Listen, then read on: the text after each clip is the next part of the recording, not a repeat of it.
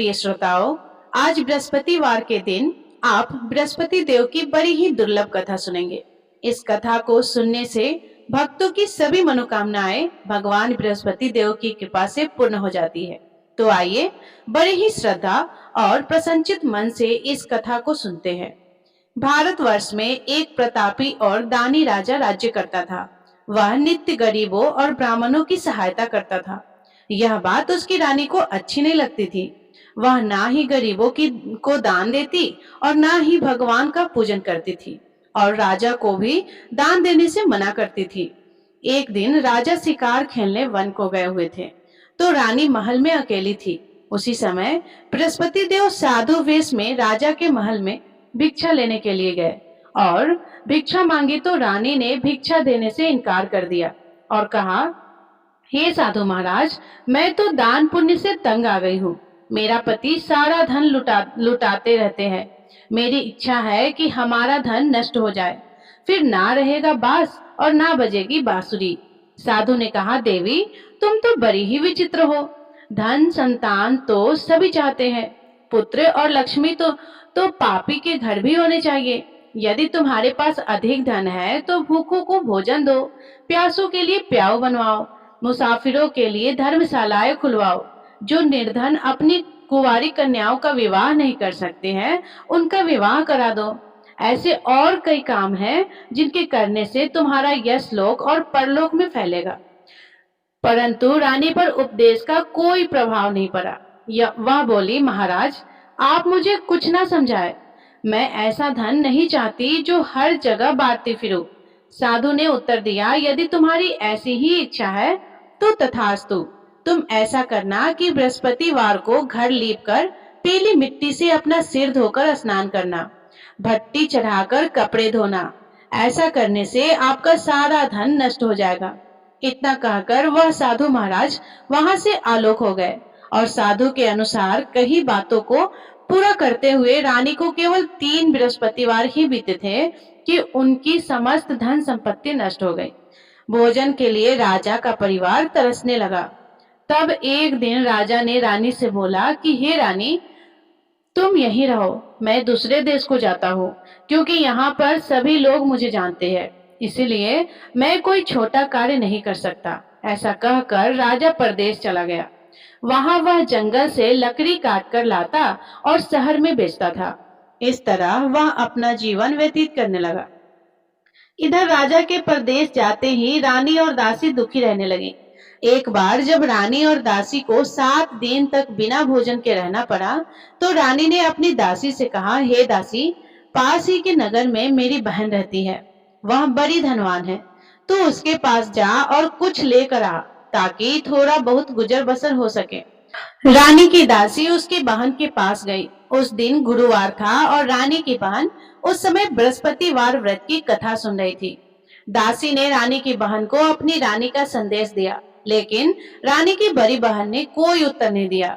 जब दासी को रानी की बहन से कोई उत्तर नहीं मिला तो वह बहुत दुखी हुई और उसे क्रोध भी आया।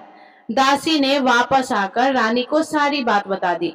सुनकर रानी ने अपने भाग्य को कोसा। उधर रानी की बहन ने सोचा कि मेरी बहन की दासी आई थी, परंतु मैं उससे नहीं बोली, इससे वह बहुत दुखी हुई होगी। कथा सुनकर और पूजन समाप्त करके वह अपनी बहन के घर आई और कहने लगी, हे बहन, मैं बृहस्पतिवार का व्रत कर रही थी। तुम्हारी दासी मेरे घर आई थी, परंतु जब तक कथा होती है तब तक ना तो उठते हैं और ना ही बोलते हैं, इसीलिए मैं नहीं बोली। कहो दासी क्यों गई थी? रानी बोली, बहन तुमसे क्या छिपाऊं, हमारे घर में खाने तक को अनाज नहीं था। ऐसा कहते कहते रानी की आंखें भर आई। उसने दासी समेत पिछले 7 दिनों से भूखे रहने तक की बात अपनी बहन को विस्तार पूर्वक सुना दी। रानी की बहन बोली, देखो बहन, भगवान बृहस्पति सबकी मनोकामनाओं को पूरा करते हैं। देखो शायद तुम्हारे घर में अनाज रखा हो। पहले तो रानी को विश्वास नहीं हुआ, पर बहन के आग्रह करने पर उसने अपनी दासी को अंदर भेजा तो उसे सचमुच अनाज से भरा एक घड़ा मिल गया। यह देखकर दासी को बड़ी हैरानी हुई। दासी रानी से कहने लगी, हे रानी, जब हमको भोजन नहीं मिलता है तो हम व्रत ही तो करते हैं, इसलिए क्यों ना इनसे व्रत और कथा की विधि पूछ ली जाए ताकि हम भी व्रत कर सके। तब रानी ने अपनी बहन से बृहस्पतिवार व्रत के बारे में पूछा। उसकी बहन ने बताया, बृहस्पतिवार के व्रत में चने की दाल और मुनक्का से विष्णु भगवान का केले की जड़ में पूजन करे तथा दीपक जलाए, व्रत कथा सुने और पीला भोजन ही करे। इससे बृहस्पति देव प्रसन्न होते हैं। और व्रत और पूजन विधि बताकर रानी की बहन अपने घर को लौट गई। 7 दिन के बाद जब गुरुवार आया तो रानी और दासी ने व्रत रखा। गुड़साल में जाकर चना और गुड़ लेकर आई, फिर उससे केले की जड़ तथा विष्णु भगवान का पूजन किया। अब पीला भोजन कहाँ से आए, इस बात को लेकर दोनों बहुत दुखी थी, क्योंकि उन्होंने व्रत रखा था, इसीलिए बृहस्पति देव उनसे प्रसन्न थे। इसलिए वे एक साधारण व्यक्ति का रूप धारण करके 2 थालों में सुंदर पीला भोजन दासी को दे गए। भोजन पाकर दासी बहुत प्रसन्न हुई और फिर रानी के साथ मिलकर भोजन किया। उसके बाद वे सभी गुरुवार को व्रत और पूजन करने लगी। बृहस्पति भगवान की कृपा से उनके पास फिर से धन संपत्ति आ गई, परंतु रानी फिर से पहले की तरह आलस करने लगी। तब दासी बोली, देखो रानी, तुम पहले भी इस प्रकार आलस करती थी, तुम्हें धन रखने में कष्ट होता था, इस कारण सभी धन नष्ट हो गया, और अब जब भगवान बृहस्पति की कृपा से धन मिला है तो तुम्हें फिर से आलस्य होता है। रानी को समझाते हुए दासी कहती है कि बड़ी मुसीबतों के बाद हमने यह धन पाया है, इसीलिए हमें दान पुण्य करना चाहिए, भूखे मनुष्यों को भोजन कराना चाहिए और धन को शुभ कार्यों में खर्च करना चाहिए, जिससे तुम्हारे कुल का यश बढ़ेगा, स्वर्ग की प्राप्ति होगी और पितृ प्रसन्न होंगे। दासी की बात मानकर रानी अपना धन शुभ कार्यों में खर्च करने लगी, जिससे पूरे नगर में उसका यश फैलने लगा। उधर एक दिन राजा दुखी होकर जंगल में एक पेड़ के नीचे आसन जमाकर बैठ गया। वह अपनी दशा को याद करके व्याकुल होने लगा। बृहस्पतिवार का दिन था। एकाएक उसने देखा कि निर्जल वन में एक साधु प्रकट हुए। वह साधु वेश में स्वयं बृहस्पति देव थे। लकड़हारे के सामने आकर बोले, हे लकड़हारे, इस सुनसान जंगल में तू इतना चिंता मग्न क्यों बैठा है? लकड़हारे ने दोनों हाथ जोड़कर प्रणाम किया और उत्तर दिया कि महात्मा जी, आप सब कुछ जानते हैं, मैं क्या कहूँ। यह कहकर रोने लगा और साधु को अपनी आत्मकथा सुनाई। महात्मा जी ने कहा, तुम्हारी स्त्री ने बृहस्पतिवार के दिन बृहस्पति भगवान का निरादर किया है, जिसके कारण रुष्ट होकर उन्होंने तुम्हारी यह दशा कर दी है। अब तुम चिंता को दूर करके मेरे कहने पर चलो तो तुम्हारे सब कष्ट दूर हो जाएंगे और भगवान पहले से भी अधिक संपत्ति देंगे। तुम बृहस्पतिवार के दिन कथा किया करो। 2 पैसे के चने मुनक्का लाकर उसका प्रसाद बनाओ और शुद्ध जल से लोटे में शक्कर मिलाकर अमृत तैयार करो। कथा के पश्चात अपने सारे परिवार और सुनने वाले प्रेमियों में अमृत व प्रसाद को बांटकर खुद भी ग्रहण करें। ऐसा करने से भगवान तुम्हारी सब मनोकामनाएं को पूरी करेंगे। साधु के ऐसे वचन सुनकर लकड़हारा बोला, हे प्रभु, मुझे लकड़ी बेचकर इतना पैसा नहीं मिलता जिससे भोजन के उपरांत कुछ बचा सकूं। मैंने रात्रि में अपनी स्त्री को व्याकुल देखा है। मेरे पास कुछ भी नहीं है जिससे मैं उसकी खबर मंगा सकूं। और फिर बृहस्पति देव की क्या कहानी सुनो, मुझको तो कुछ भी मालूम नहीं है। साधु ने कहा, हे लकड़हारे, तुम किसी बात की चिंता मत करो। बृहस्पतिवार के दिन तुम रोजाना की तरह लकड़ियां लेकर शहर को जाओ। तुमको रोज से दुगना धन प्राप्त होगा, जिससे तुम भली भांति भोजन लोगे और बृहस्पति देव की पूजा का सामान भी आ जाएगा। बृहस्पति देव की कथा इस प्रकार है, सुनो। प्राचीन काल में एक ब्राह्मण रहता था। वह बहुत निर्धन था। उसकी कोई संतान नहीं थी। उसकी स्त्री बहुत मलिनता के साथ रहती थी। वह स्नान नहीं करती थी, किसी देवताओं का पूजन नहीं करती थी। इससे ब्राह्मण देवता बड़े दुखी रहते थे। बेचारे बहुत कुछ कहते थे, किंतु उसका कुछ परिणाम नहीं निकला। भगवान की कृपा से ब्राह्मण की स्त्री के कन्या रूपी रत्न पैदा हुआ। कन्या बड़ी होने पर प्रातः स्नान करके विष्णु भगवान का जाप और बृहस्पतिवार का व्रत करने लगी। अपने पूजन पाठ को समाप्त करके विद्यालय जाती तो अपनी मुट्ठी में जौ भर के ले आती और पाठशाला के मार्ग में डालती जाती।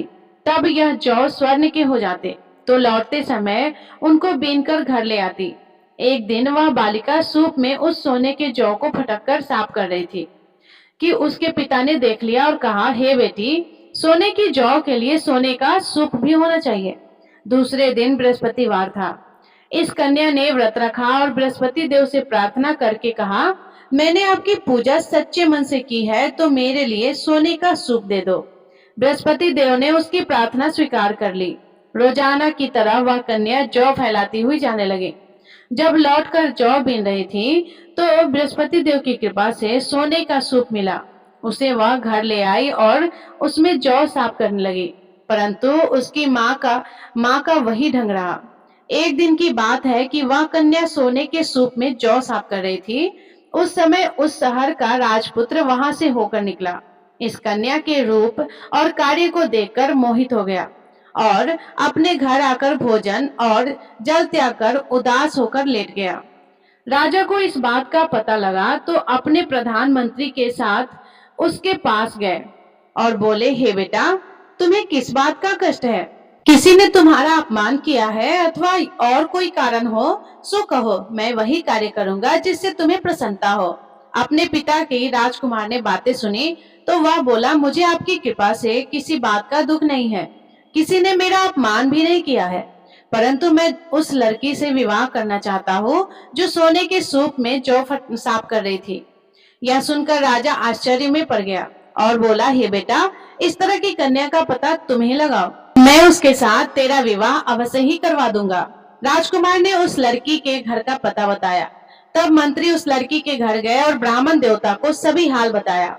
ब्राह्मण देवता राजकुमार के साथ अपनी कन्या का विवाह करने के लिए तैयार हो गया तथा विधि विधान के अनुसार ब्राह्मण की कन्या का विवाह राजकुमार के साथ हो गया। कन्या के घर से जाते ही पहले की भांति उस ब्राह्मण देवता के घर में गरीबी का निवास हो गया। अब भोजन के लिए भी अन्न बड़ी मुश्किल से मिलता था। एक दिन दुखी होकर ब्राह्मण देवता अपनी पुत्री के पास गए।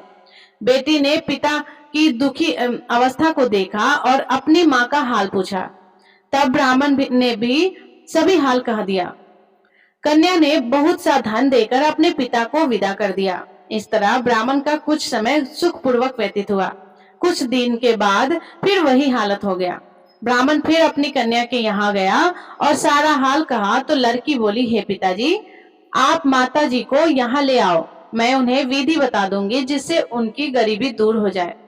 वह ब्राह्मण देवता अपनी स्त्री को साथ लेकर पहुंचे तो अपनी माँ को समझाने लगे कि हे माँ, तुम प्रातः काल प्रथम स्नान आदि करके विष्णु भगवान का पूजन करो तो सब दरिद्रता दूर हो जाएगी। परंतु उसकी माँ ने एक भी बात नहीं मानी और प्रातः काल उठकर अपनी पुत्री के बच्चों का जूठन खा लिया करती थी। इससे उसकी पुत्री को भी बहुत गुस्सा आया। उसने एक रात को एक कोठरी से सारा सामान निकाल दिया और अपनी माँ को उसमें बंद कर दिया। प्रातः उसमें से उसे निकाला तो स्नान आदि करा के पूजा पाठ करवाया तो उसकी माँ की बुद्धि ठीक हो गई। इसके बाद वह नियम से पूजा पाठ करती और प्रत्येक बृहस्पतिवार को व्रत रखने लगी। इस व्रत के प्रभाव से उसकी माता और पिता बहुत ही धनवान और पुत्रवान हो गए और बृहस्पति देवता के प्रभाव से इस लोक के सुख को भोगकर अंत में स्वर्ग को प्राप्त हुए। इस तरह कहानी कहकर साधु देवता वहां से अंतर्ध्यान हो गए। धीरे धीरे समय व्यतीत होने पर फिर वही बृहस्पतिवार का दिन आया। लकड़हारा जंगल से लकड़ी काटकर किसी शहर में बेचने गया। उसे उस दिन और दिन से अधिक पैसा मिला। राजा ने चना गुड़ आदि लाकर गुरुवार का व्रत किया। उस दिन से उसके सभी क्लेश दूर हो गए। परंतु जब दोबारा गुरुवार का दिन आया तो बृहस्पतिवार का व्रत करना भूल गया। इस कारण बृहस्पति भगवान नाराज हो गए। उस दिन उस नगर के राजा ने विशाल यज्ञ का आयोजन किया और तथा शहर में यह घोषणा करा दी थी कि कोई भी मनुष्य अपने घर में भोजन ना बनवाए, ना आग जलाए, समस्त जनता मेरे यहाँ भोजन करने आए। इस आज्ञा को जो न मानेगा उसे फांसी की सजा दी जाएगी। इस तरह की घोषणा संपूर्ण नगर में करवा दी गई। राजा की आज्ञा के अनुसार शहर के सभी लोग भोजन करने गए, लेकिन लकड़हारा कुछ देर से पहुंचा। इसलिए राजा उसको अपने साथ घर लेकर गए और ले जाकर भोजन करा रहे थे, तो रानी की दृष्टि उस खूंटी पर पड़ी जिस पर उसका हार लटका हुआ था। वह वहां पर दिखाई नहीं दिया। रानी ने निश्चय किया कि मेरा हार इस मनुष्य ने चुरा लिया है। उसी समय सिपाहियों को बुलाकर उसको कारागार में डलवा दिया। तब लकड़हारा कारागार में पड़ गया और बहुत दुखी होकर विचार करने लगा कि ना जाने कौन से पूर्व जन्म के कर्म हैं, मुझे यह दुख प्राप्त हुआ है। और उसी साधु को याद करने लगा जो कि जंगल में मिला था। उसी समय तत्काल बृहस्पति देव साधु के रूप में प्रकट हुए और उसकी दशा को देखकर कहने लगे, अरे मूर्ख, तूने बृहस्पति देव की कथा नहीं करी, इस कारण तुझे दुख प्राप्त हुआ है। अब चिंता मत करो, बृहस्पतिवार के दिन कारागार में दरवाजे पर 4 पैसे पड़े मिलेंगे, उनसे तू बृहस्पति देव की पूजा करना, तेरे सभी कष्ट दूर हो जाएंगे। बृहस्पतिवार के दिन उसे 4 पैसे मिले। लकड़हारे ने कथा कही। उसी रात्रि को बृहस्पति देव ने उस नगर के राजा को स्वप्न में कहा, हे राजा, तुमने जिस आदमी को कारागार में बंद किया है वह निर्दोष है, वह राजा है और उसे छोड़ देना। रानी का हार उसी खूंटी पर लटका हुआ था। अगर तू ऐसा नहीं करेगा तो मैं तेरे राज्य को नष्ट कर दूंगा। इस तरह रात्रि के स्वप्न को देखकर राजा प्रातः काल उठा और खूंटी पर हार देकर लकड़हारे को बुलाकर क्षमा मांगी और लकड़हारे को योग्य सुंदर वस्त्र आभूषण देकर विदा कर दिया। बृहस्पति देव की आज्ञा के अनुसार लकड़हारा अपने नगर को चल दिया। राजा जब अपने नगर के निकट पहुंचा तो उसे बड़ा आश्चर्य हुआ। नगर में पहले से अधिक बाग, तालाब, कुएं तथा बहुत सी धर्मशालाएं, मंदिर आदि बन गई है। राजा ने पूछा कि यह किसका बाग और धर्मशाला है। तब नगर के सब लोग कहने लगे कि यह सब रानी और बंदी के हैं। तो राजा को आश्चर्य हुआ और गुस्सा भी आया। जब रानी ने उसकी खबर सुनी कि राजा आ रहे हैं, तो उन्होंने दासी से कहा, हे दासी, देख, राजा हमको कितनी बुरी हालत में छोड़कर गए थे। हमारी ऐसी हालत देखकर वह लौट न जाए, इसीलिए तू दरवाजे पर खड़ी हो जा। आज्ञा के अनुसार दासी दरवाजे पर खड़ी हो गई और राजा आए तो उन्हें अपने साथ लेकर आई। तब राजा ने क्रोध करके अपनी रानी से पूछा कि यह धन तुम्हें कैसे प्राप्त हुआ है। तब उन्होंने कहा, हमें यह धन बृहस्पति देव की इस व्रत के प्रभाव से प्राप्त हुआ है। राजा ने निश्चय किया कि 7 रोज बाद तो सभी बृहस्पति देव भगवान का पूजन करते हैं, परंतु मैं प्रतिदिन में 3 बार कहानी और रोज व्रत किया करूंगा। अब हर समय राजा के दुपट्टे में चने की दाल बंधी रहती और दिन में 3 बार कहानी कहते। एक रोज राजा ने विचार किया कि चलो अपनी बहन के यहाँ हो आवे। इस तरह निश्चय करके राजा घोड़े पर सवार होकर अपनी बहन के यहाँ को चलने लगा। मार्ग में उसने देखा कि कुछ आदमी एक मुर्दे को लिए जा रहे हैं। उन्हें रोककर राजा कहने लगा, अरे भाइयों, मेरी बृहस्पति देव की कथा तो सुन लो। वे बोले, लो, हमारा तो आदमी मर गया है और इसको अपनी कथा की पड़ी है। परंतु कुछ आदमी बोले कि अच्छा कहो, हम तुम्हारी कथा भी सुनेंगे। राजा ने दाल निकाली और जब कथा आधी हुई कि मुर्दा हिलने लगा और जब कथा समाप्त हो गई तो राम राम करके मनुष्य उठकर खड़ा हो गया। आगे मार्ग में उसे किसान खेत में हल चलाता मिला तो राजा ने उसे देखकर बोला, अरे भैया, तुम मेरे बृहस्पतिवार की कथा तो सुन लो।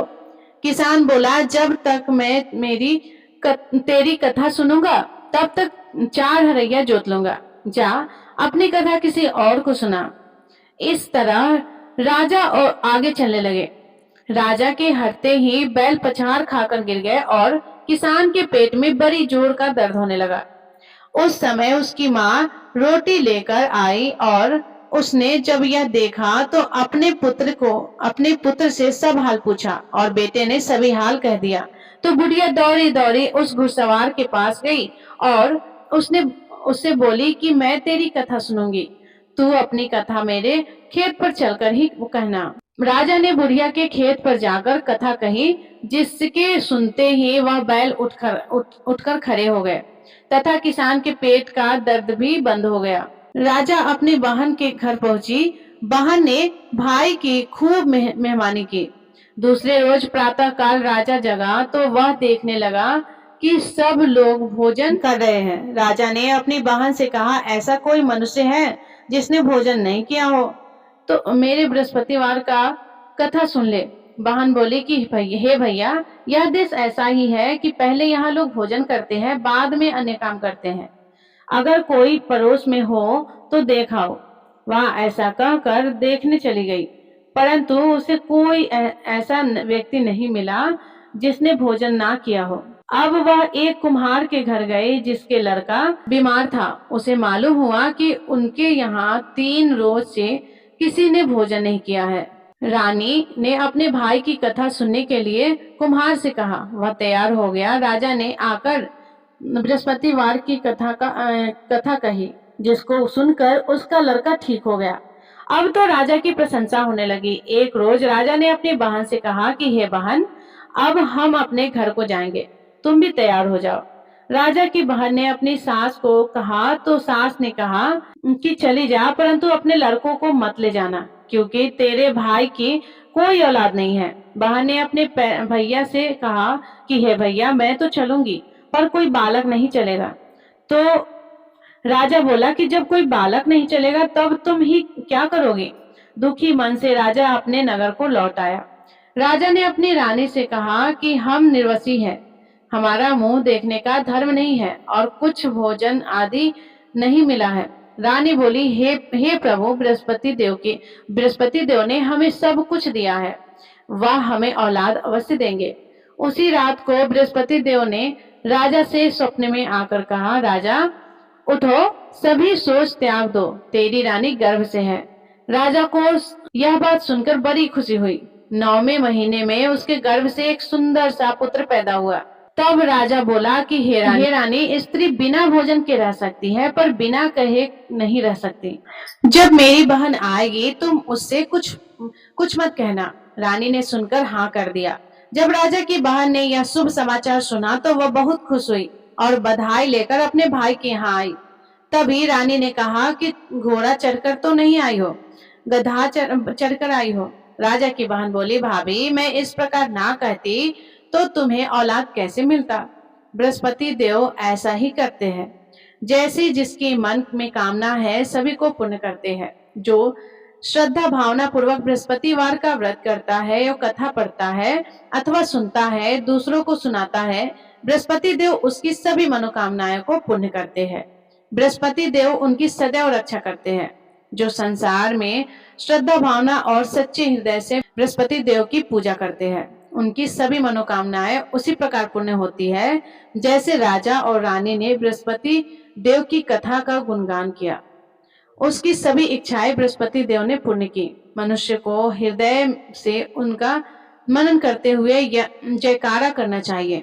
तो प्रेम से बोलिए, बृहस्पति भगवान की जय, विष्णु भगवान की जय, समस्त देवी देवताओं की जय। प्रिय श्रोताओं, अब आप भगवान बृहस्पति देव की आरती का श्रवण करें। ओम जय बृहस्पति देवा, स्वामी जय बृहस्पति देवा, छिनी छिनी भोग लगाओ, कदली फल मेवा। ओम जय बृहस्पति देवा, तुम पूर्ण परमात्मा, तुम अंतर्यामी, जगत पिता जगदीश्वर, तुम सबके स्वामी। ओम जय बृहस्पति देवा, चरणामृत निज निर्मल, सब पातक हरता, सकल मनोरथ दायक, कृपा करो भरता। ओम जय बृहस्पति देवा, तन मन धन अर्पण कर, जो जन शरण परे, स्वामी जो जन शरण परे, प्रकट तब प्रभु प्रकट तब हो करे आकर द्वार खड़े। ओम जय बृहस्पति देवा दीन दयाल दयानिधि भक्तन हितकारी स्वामी भक्तन हितकारी। पाप दोष सब हरता भव बंधन हारी। ओम जय बृहस्पति देवा सकल मनोरथ दायक सब संशय तारो। विषय विकार मिटाऊ संतन सुखकारी।